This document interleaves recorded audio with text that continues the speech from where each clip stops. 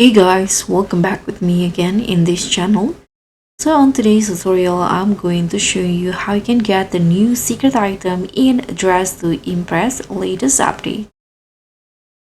So did you hear about the exclusive hidden items added in the newest DTI update?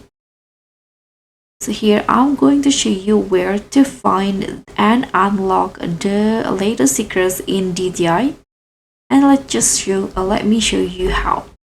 So the new items is a cute dress that you can wear directly without code and also without using currency or everything.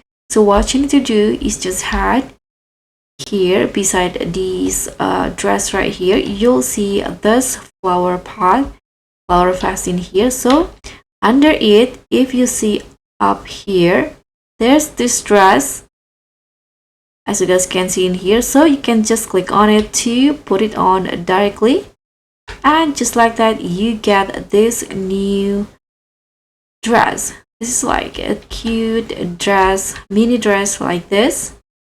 You can change the color if you want to, but that's basically it. That's how you can find and get the new secret item in DTI.